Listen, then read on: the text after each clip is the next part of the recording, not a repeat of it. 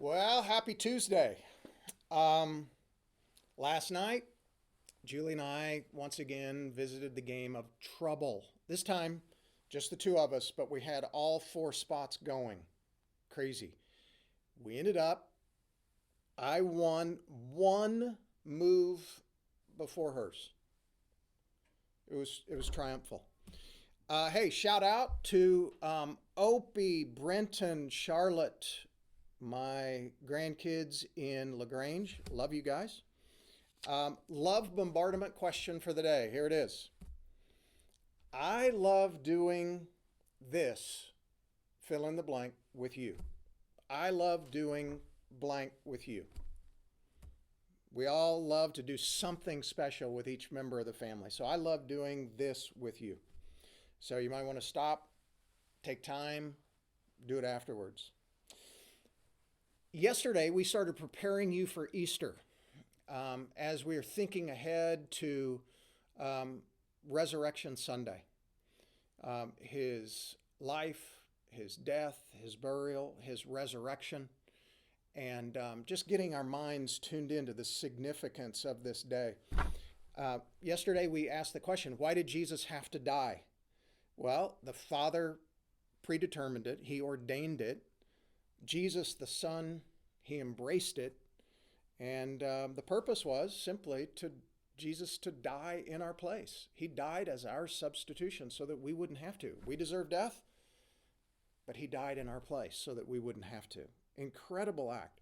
So here's the question this morning is who in their right mind would want to go through excruciating pain so that someone else would not have to?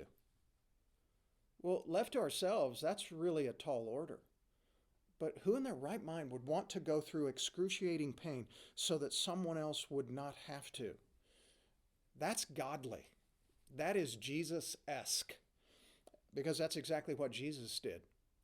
There's no way you would sacrifice your life for another unless, well, your love for them compelled you to do so.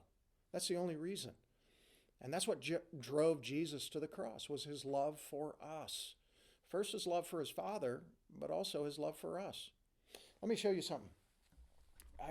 I want you to go back to that night when Jesus was arrested, and Jesus is in the garden.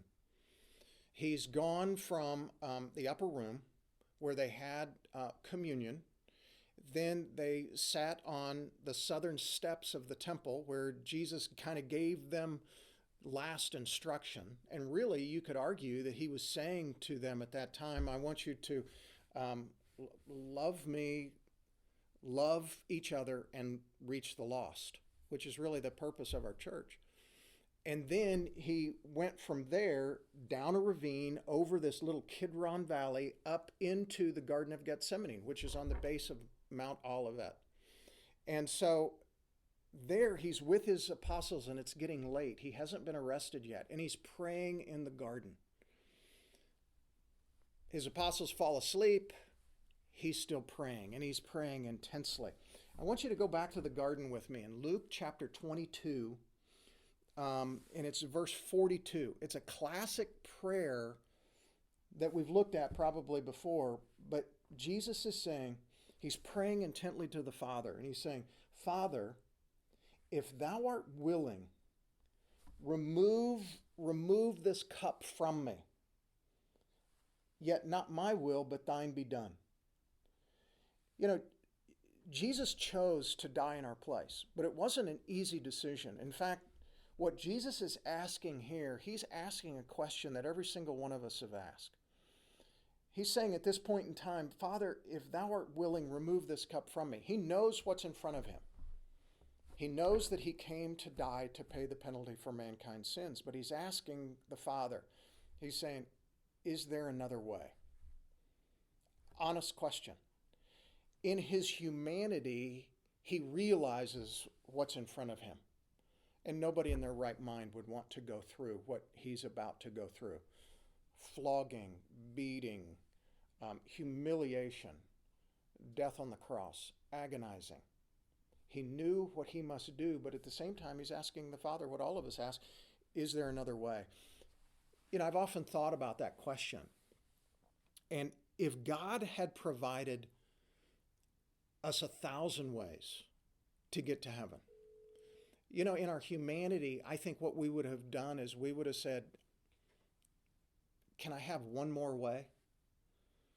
And so regardless if it's 1,000 or one, we need to respond to what he has revealed to us.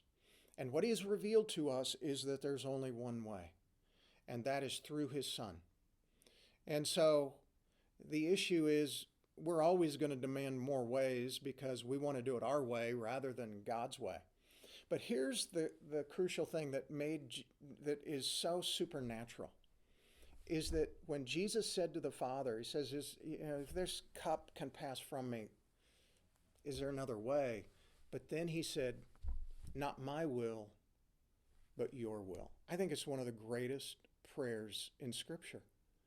Not my will, but yours. Life doesn't work without submission, and for life to work, we ultimately have to submit to God.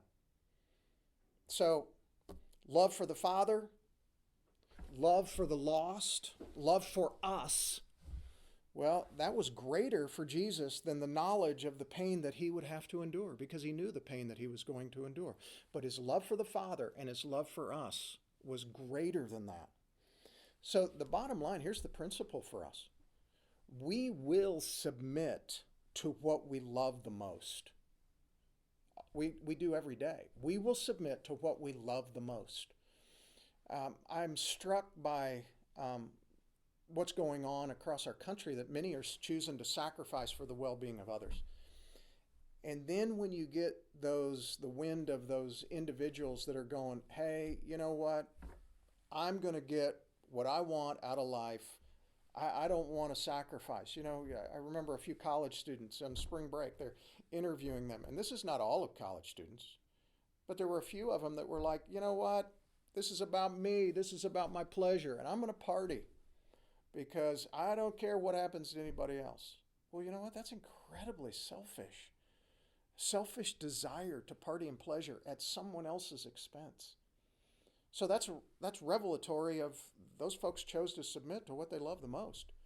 And as a believer, God is calling us to submit to what we love the most. Here's a great family discussion time. What do you love the most?